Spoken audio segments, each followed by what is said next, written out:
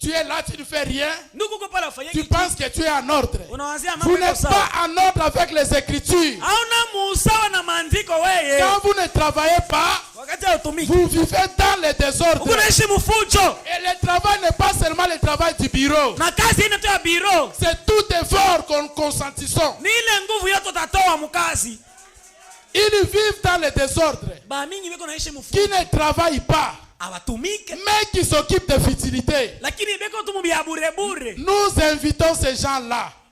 Tous ceux-là qui s'occupent que de futilité.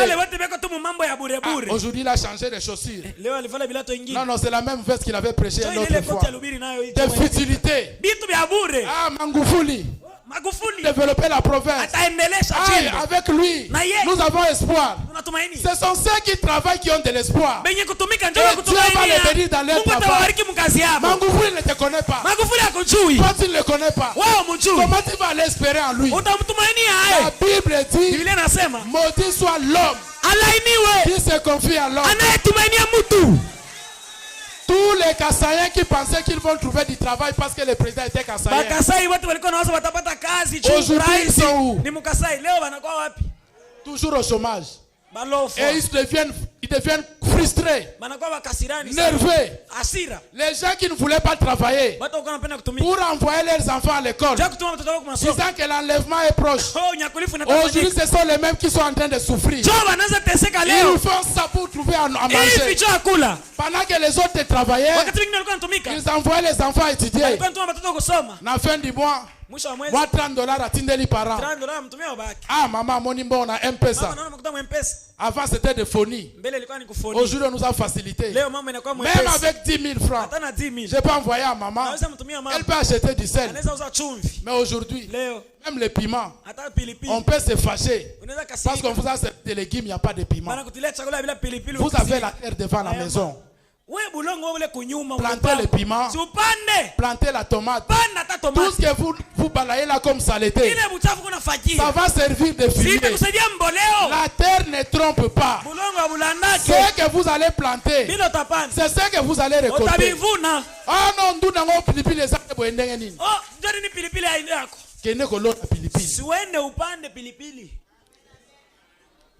Nous invitons ces gens-là et nous les exhortons par le Seigneur Jésus à manger de leur propre pain en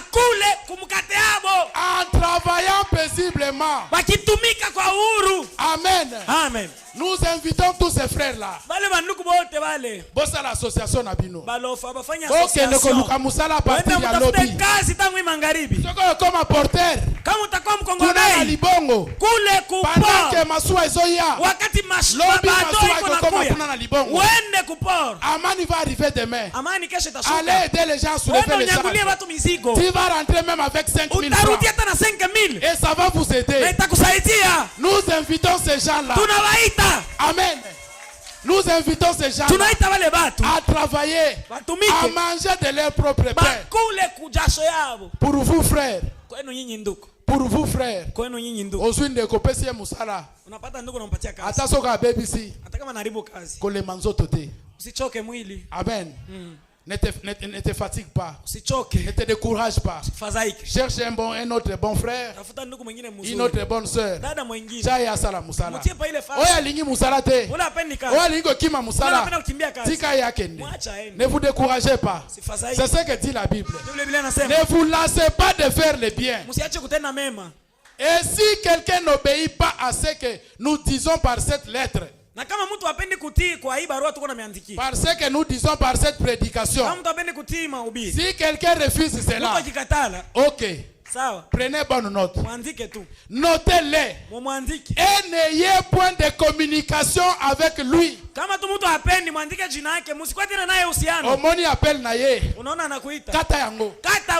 Abengi yo na téléphone. Tuna ye esko bandi musala.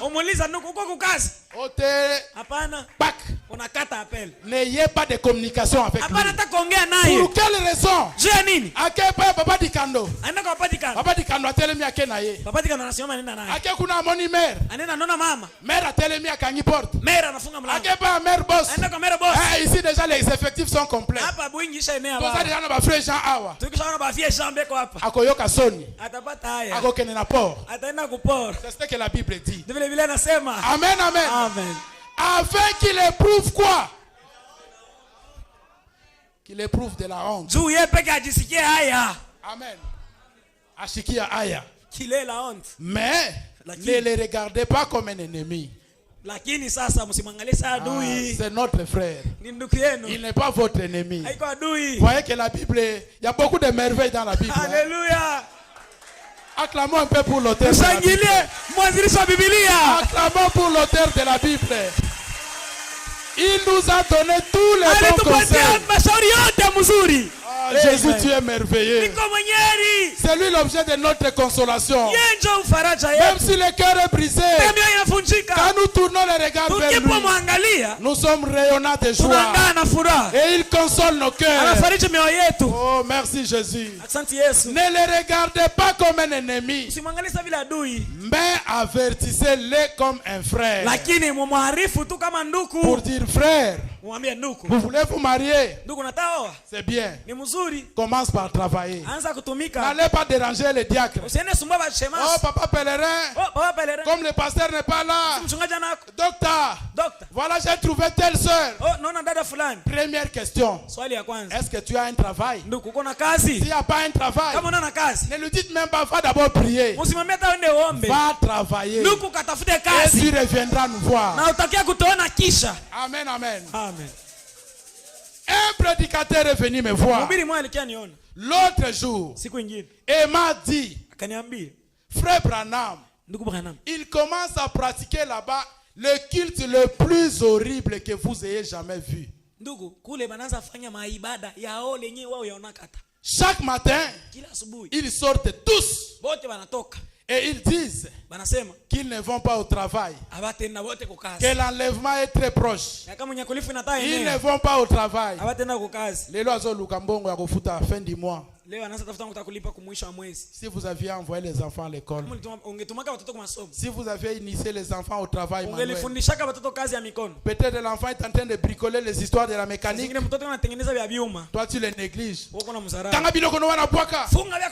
Il y a une profondeur en lui qui appelle une autre profondeur. Encadrez cette activité. Dites à l'enfant, il y a un temps pour chaque chose. Un temps pour aller étudier. Un temps tu reviens, tu commences à faire tes choses. N'interdisez pas l'enfant à faire ce qu'il aime faire. Encadrez-les plutôt.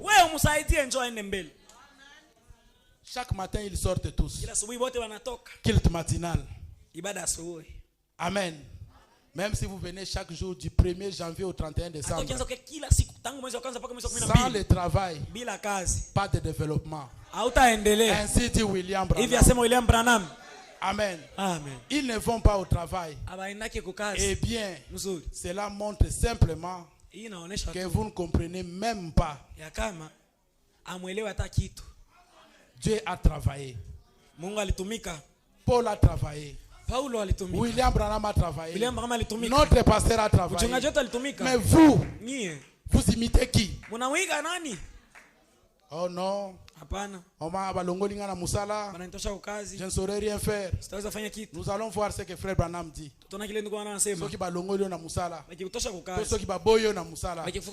Lisons d'abord ce que le prophète dit par rapport à la lumière.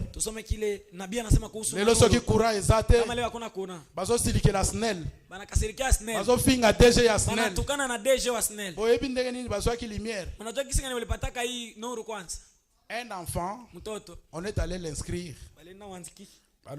Il n'a pas les bagages. On lui a refusé l'inscription à l'école. Parce que c'est un enfant, quand vous lui dites quelque chose, il oublie. Et puis Ne mettez pas un point dans la vie de quelqu'un. Cet enfant-là ne pouvait pas aller à l'école. On lui a refusé l'inscription à l'école. Mais sa maman a regardé. Qu'est-ce que j'ai dans mes mains? J'ai un livre. Est-ce que mon enfant n'écoute pas bien? Oui, il n'écoute pas bien. Mais est-ce qu'il a des yeux pour voir? Oui, il a des yeux pour voir. La maman a commencé à apprendre à l'enfant comment lire.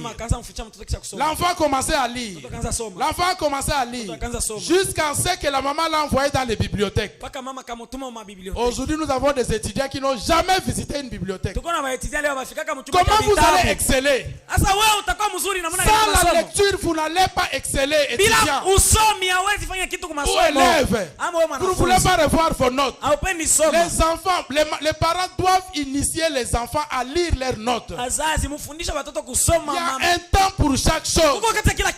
La maman de Thomas Edison a vu que l'enfant a sa kotangasoi. Baboye na école. Mais le fait qu'il avait les yeux pour voir, la maman s'est basée sur les yeux. L'enfant a commencé à lire. Le fait qu'il a lu beaucoup de livres, à l'âge de 12 ans, moi laboratoire de chimie, Frère Branham dit, il a essayé avec 10 000 fils. Azui singaliboso ameki lumière ezate yami balé lumière ezate 1000 2000 ndako etoni na basinga. Si c'était vous et moi, quelle devait être notre réaction? Il a travaillé jour et nuit jusqu'à ce qu'il a obtenu la lumière. Après 10 000 essais, Bani commerce, après 2 mois, au lieu de intérêt. Olembi nzoto. Mais pas Edison. La profondeur appelle la profondeur, paragraphe 3. B. Alors Thomas Edison a passé des nuits entières sans se lasser. Il a essayé des dizaines de milliers de fils. Il essayait un fil. Ça ne marchait pas avec ce genre de fil. Il n'arrivait pas à faire conduire le courant par ce fil. Il essayait un autre. Un autre. Un autre. Était-il vaincu? Certainement pas. Il ne pouvait pas être vaincu. Il ne pouvait pas l'être. Il y avait en lui quelque chose qui lui disait que cela produirait de la lumière. Et il y croyait de tout son cœur. Amen. Il y avait une profondeur qui appelait une profondeur. Il y avait une profondeur pour y répondre. Il y avait quelque chose qui disait qui devrait produire la lumière. Avec une tasse de café et un sandwich. Il travaillait toute la nuit. Amélie café. Amélie café. Allez sandwich. Les sandwichs. Non, kwanga te. Lipa, bache musuni na kati. Dans les grandes villes, les sandwichs est connu. Même pour ces sandwichs, il a fallu 3000 ans après pour que quelqu'un se mette à réfléchir pour prendre le pain. Le pain a existé avant Jésus. La viande existait dès la création du monde. Mais il fallait attendre plus de 3000 ans pour que quelqu'un réfléchisse qu'on peut prendre un pain et des morceaux de viande, mettre ça au milieu et appeler cela sandwich. Et aujourd'hui c'est vendu partout dans les grandes villes. Est-ce que nous manquons les Mikebuka? Est-ce que nous manquons les Ndakala? Qu'est-ce que nous faisons avec? Ce qui y a au kalingate, il y a au kauka, il y a pepe soupe. Est-ce qu'on c'est Dieu là qui a révélé ces gens-là? Est-ce qu'il a changé? Nous ne pouvons pas commencer à faire des sardines à base de Ndakala, à base de Mikebuka. Tel que nos ancêtres nous ont laissé la façon de plier ça comme ça, c'est la même façon jusqu'aujourd'hui. Nous refusons de réfléchir. Le travail n'est pas seulement le travail manuel. Il y a aussi le travail intellectuel. Il y a aussi le travail d'esprit, tel que les œuvres d'art. Tout ça, c'est le travail. La même façon qu'on préparait les foufous jusqu'aujourd'hui, on refuse de réfléchir sur une autre façon qui peut faciliter la chose. Nous consommons que les solutions des autres. Et nous nous disons être créés à l'image de Dieu. Dieu a créé. Qu'est-ce que nous avons créé? Qu'est-ce que nous faisons de la terre qui a devant notre propre parcelle? Allons développer cela. Amen. Il y avait une profondeur en lui. Amen. Amen. Avec une tasse de café et un sandwich. Il travaillait toute la nuit. Vous voyez, quand on refuse de travailler, on refuse même de lire. Frère Moïse a bien un sandwich kwanga. Il faut fournir d'efforts. Ce n'est pas mauvais de lire. Un temps pour lire les brochures. Un temps pour lire les livres de votre domaine. De lire la culture générale. Frère Branham parle de beaucoup de livres qu'il a lus. Ce n'est pas un péché. Chaque chose a son temps. Si un fil ne répondait pas, il ne se décourageait pas. Comme le font bon nombre d'entre vous chrétiens. Nous devrions avoir honte de nous-mêmes, qui nous disons des chrétiens, qui croient dans le grand Jéhovah, malgré les promesses qu'il a faites et les bienfaits qu'il a en réserve pour nous. Au premier petit découragement, nous rejetons cela. Mais pas Thomas Edison. Lui, il croyait qu'il allait produire la lumière. Peu importe qu'on allait traiter de fou. Mais cela ne l'a pas arrêté. Il croyait que cela produirait de la lumière. Et il a continué jusqu'à ce qu'il a prouvé que cela produisait la lumière. Et il a donné l'électricité au monde. Qu'est-ce que tu as dans ta main? Qu'est-ce que tu as dans ta maison? Nous avons Jésus-Christ dans nos mains. Nous avons le message de l'heure. Qu'est-ce que nous faisons avec le message de l'heure? Combien de gens nous avons déjà prêché avec ce message? Combien tu as prêché? Tu n'as pas de travail. Oui. Mais pour parler de Christ, pour parler du message, à combien de gens tu as parlé? Oh non, ce monsieur-là, il ne m'aime pas. Il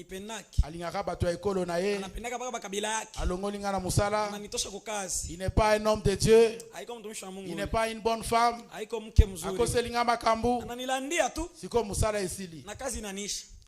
La clé pour la porte, paragraphe 47. Il n'y a pas longtemps, un homme croyait qu'il avait le talent d'écrire des bandes dessinées.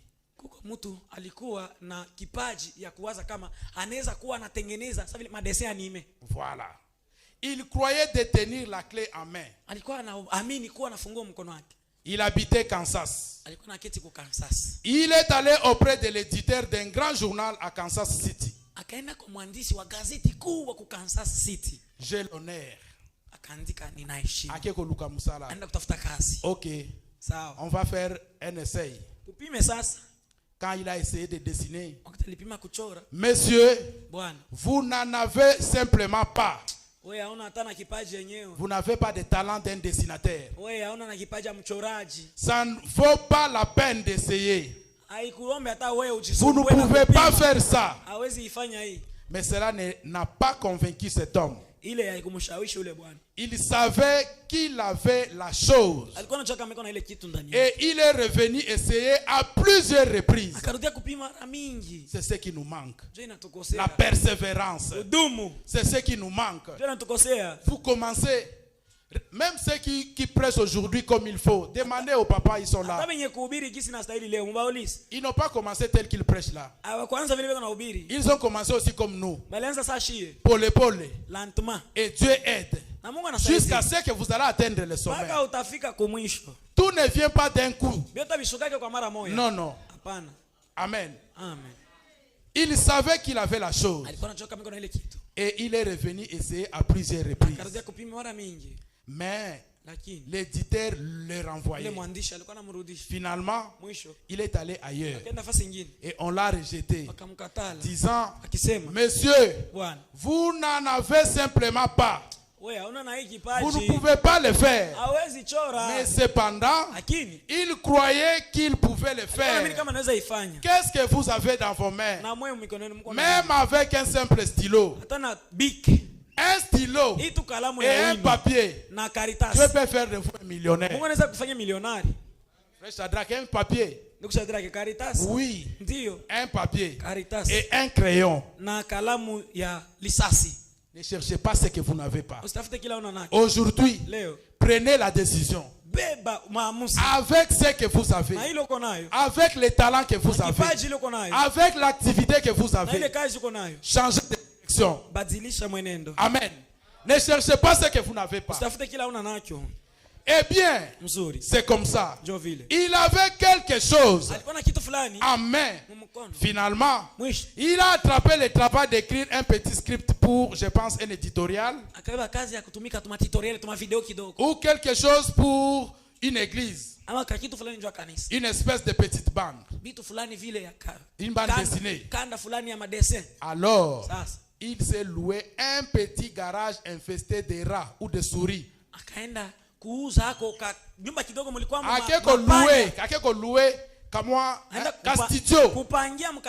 C'était comme un garage plein de souris. Lui avait en main un crayon et un papier. C'est de là qu'est venue l'histoire de Disney Mouse. Mickey Mouse. Mickey Mouse. C'est Walt Disney, la personne dont le prophète parle. Luki Musala, on dit vous n'avez pas de talent. Mais lui croyait qu'il avait un talent. Avec son crayon et un papier, il a commencé à dessiner les mouvements de la souris.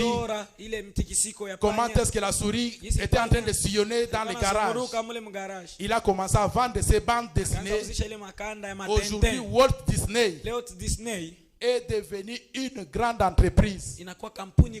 Jusqu'à aujourd'hui, cette entreprise existe. Celui-là qu'on avait refusé du travail, son chiffre d'affaires en 2022, c'était de 203 milliards de dollars. 203 milliards de dollars qui Marekani. Notre budget du pays ici c'est 10 milliards. C'est monsieur qui est allé chercher le travail. On a dit tu n'as pas de talent. Il a refusé de rester à la maison dormir. Il a continué de chercher jusqu'à aller louer une petite maison où il y avait des souris. Même là où il y a des souris, Dieu peut vous utiliser. 203 milliards de dollars. Et le nombre des employés, 223 000 employés. Et si on l'avait engagé, quels seraient tous ces 223 000 personnes? Quand une porte se ferme, Dieu est en train de vous pousser à mettre en place la petite idée que vous avez. Associez seulement Dieu à cela. Si vous associez Dieu, vous allez aboutir. Amen. Alors, il s'est loué un petit garage infesté de rats ou de souris, où les souris couraient partout et dans tous les sens dans ses papiers. Et il a commencé à remarquer la particularité d'une petite souris. Ce n'était même pas une grande souris, une petite souris. C'est de là qu'est née l'histoire de Mickey Mouse. Eh bien, Walt Disney est un multimillionnaire. Aujourd'hui, sa descendance, ce sont des multimilliardaires. Frère Branham pose la question, pourquoi? Il avait quelque chose en main. Et il savait qu'il détenait cela. Il savait qu'il pouvait le faire. C'est ainsi que chaque grande réalisation est faite.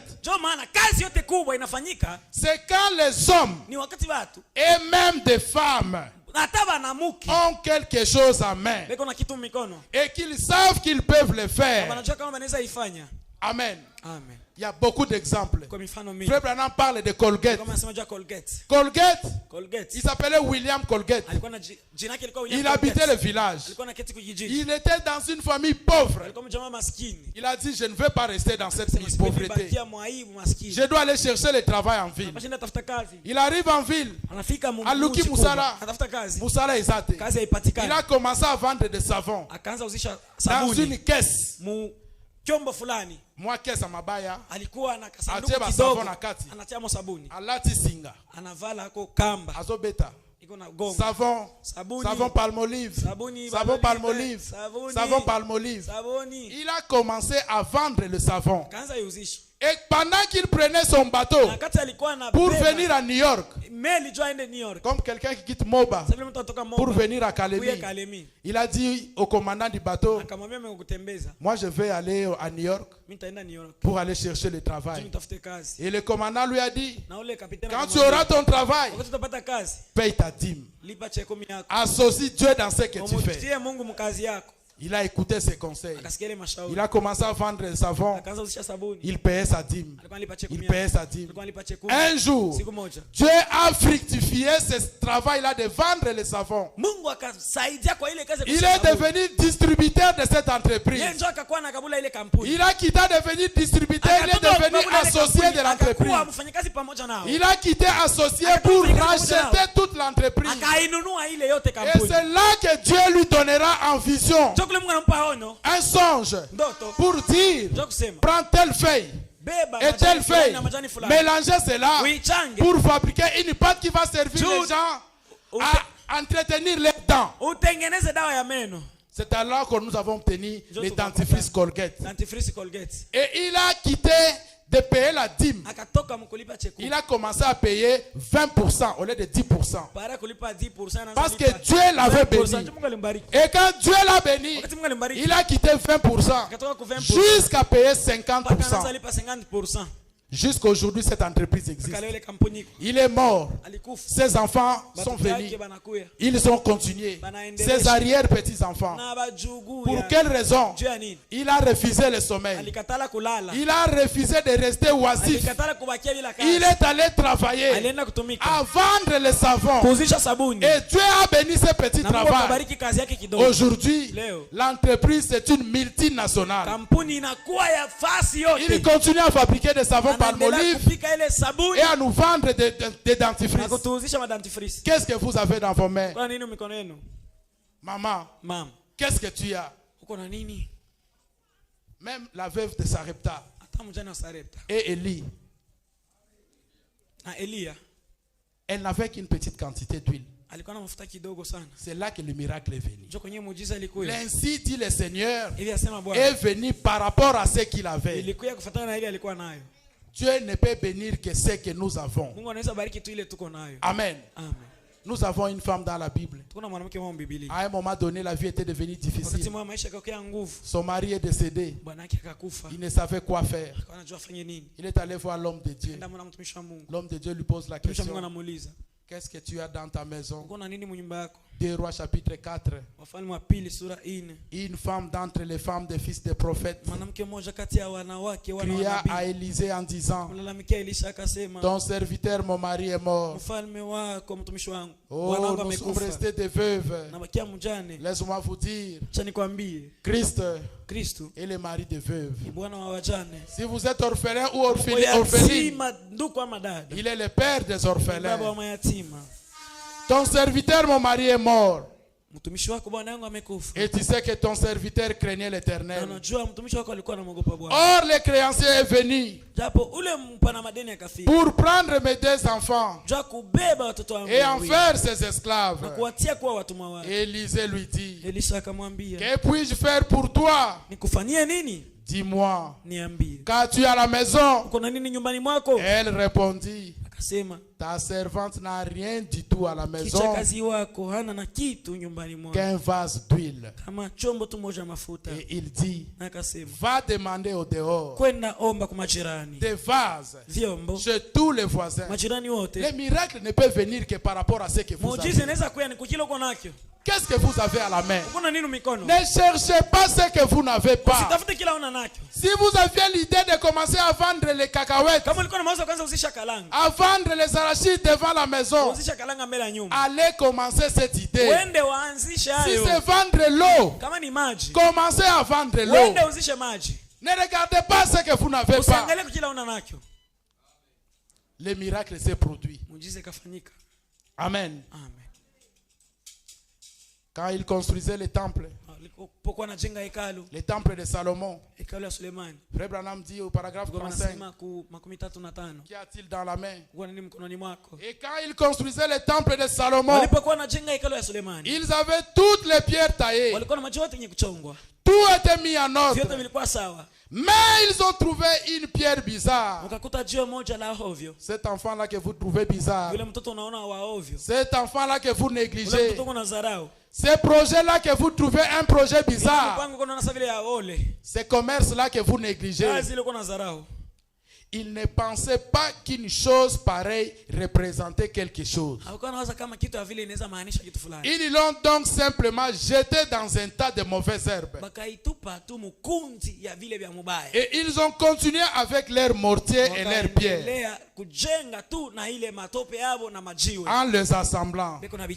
Et ils ont fini par trouver que la chose même qu'ils avaient rejetée, l'idée même que vous avez rejetée, regardez, la voisine a commencé à faire la même chose que vous aviez. Si Dieu vous révèle de faire quelque chose, même une chanson, quand une chanson vous remonte, vous ne voulez pas chanter. Si vous faites attention, vous verrez qu'une personne à côté commence à chanter la même chanson. Vous avez une petite idée de commencer à faire ceci. Vous avez négligé. Vous allez voir à côté une personne commence à faire exactement la même chose. Et c'est là où la jalousie commence. Dieu t'avait parlé pourtant, et tu as négligé. Et lui a commencé, même s'il n'est pas du message, Dieu va bénir.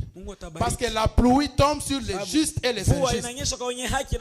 La pluie, quand ça tombe sur les champs, et les mauvaises herbes, et les semences, ils croissent ensemble. Les champs, c'est votre travail. La bénédiction viendra dans votre travail. Ils ont jeté cette pierre-là. Ils ont continué. Vous n'irez nulle part si vous n'associez pas Jésus dans votre vie.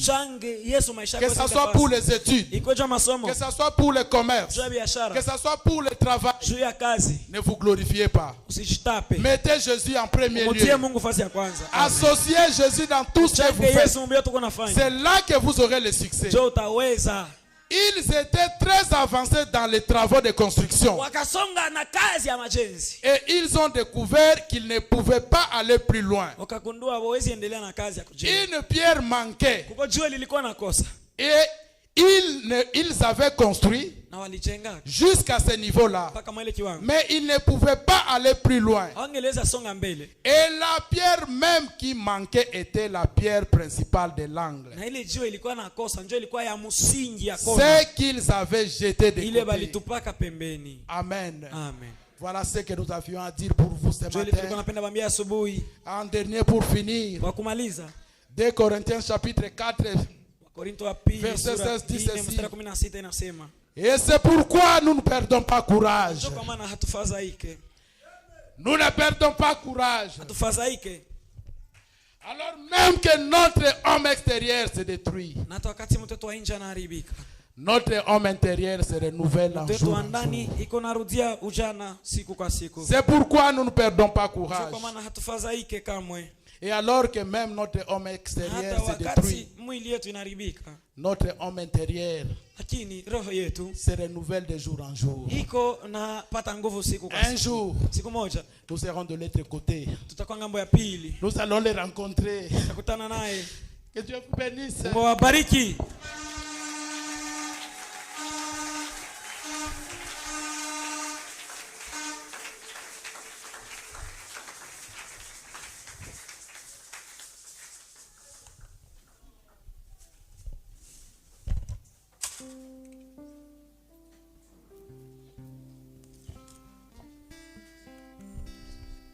Shalom l'église. Vous avez vu l'attitude du serviteur de Dieu. À la fin, il a pleuré. Il a pensé à son pasteur. Le pasteur Baruti. C'est son ancien. Amen. Amen. Il a même un enfant qui porte le nom du pasteur. Quand il dit qu'un jour nous allons les rencontrer, il s'est souvenu de lui. Que Dieu vous bénisse.